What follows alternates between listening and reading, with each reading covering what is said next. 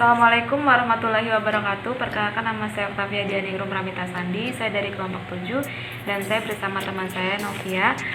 Di sini saya akan mempresentasikan tentang psikologi komunikator. Nah, dalam konsep psikologi komunikator, proses komunikasi akan berhasil atau sukses apabila berhasil menunjukkan sumber kepercayaannya bagi komunikan.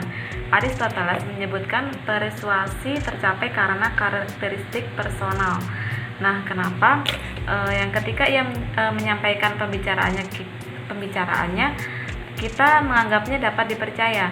Nah, Aristoteles juga menyebutkan karakter komunikator sebagai etos yang terdiri dari pikiran baik, akhlak yang baik, maksud yang baik, dan perilaku yang baik. Sementara itu, Holland and Wessis menyebutkan bahwa etos sebagai kredibilitas yang tinggi yang terdiri dari dua unsur, yaitu keahlian dan dapat dipercaya.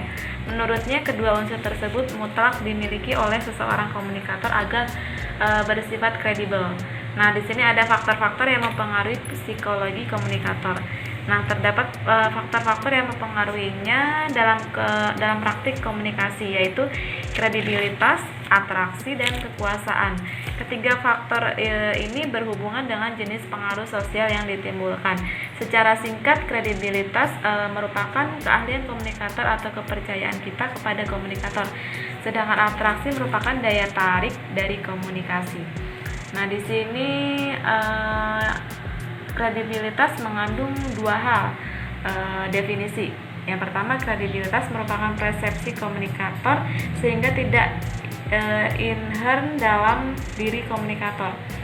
Yang kedua, kredibilitas merupakan berkenaan dengan sifat-sifat komunikator atau disebut juga dengan sebagai komponen-komponen kredibilitas. Nah, karena kredibilitas merupakan persoalan persepsi, maka kredibilitas seseorang komunikator berubah bergantung pada komunikatornya. Terdapat dua komponen penting dalam kredibilitas, yaitu keahlian dan kepercayaan. Nah, keahlian merupakan kesan yang dibentuk oleh komunikator tentang kemampuan komunikator dalam hubungannya dengan topik yang dibicarakan. Komunikator yang tinggi dalam suatu keahlian maka akan dianggap sebagai seorang yang cerdas, mampu, dan ahli, serta tahu banyak, berpengalaman, atau terlatih. Sedangkan kepercayaan adalah kesan komunikator tentang komunikator yang berkaitan dengan wataknya, yaitu dinamisme, sosialitas, dan orientasi komunikator. Dinamisme berkaitan dengan cara komunikator berkomunikasi yang bergairah, bersemangat, aktif, dan tegas. Oleh karena itu, dinamisme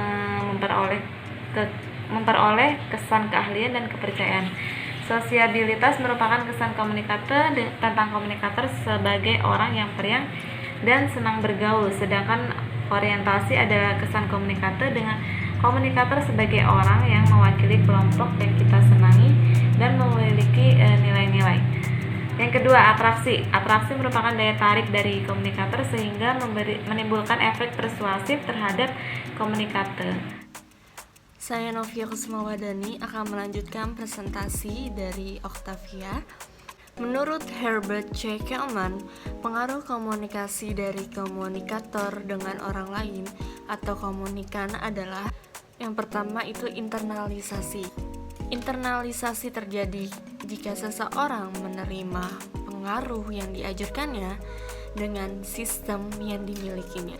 Maksudnya itu adalah seseorang yang menerima gagasan, pikiran, dan perilaku dari gagasan, pikiran, dan perilaku orang yang mengajurkannya.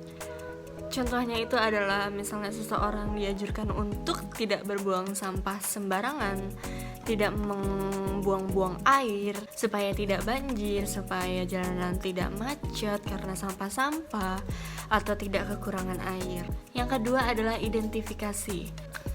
Dalam identifikasi, individu mencoba untuk memerankan orang lain atau ingin menjadi orang lain. Contohnya yaitu misalnya seseorang menyukai atau menggemar musik rock, pasti dia akan memakai baju seperti artisnya tersebut, atau kalau misalnya orang-orang suka dengan K-pop pasti ingin berpakaian gaya dengan artis K-pop tersebut. Yang ketiga yaitu ketundukan. Ketundukan terjadi bila seseorang menerima pengaruh dari individu atau kelompok lain dan berharap memperoleh reaksi yang menyenangkan dari individu atau kelompok lain tersebut.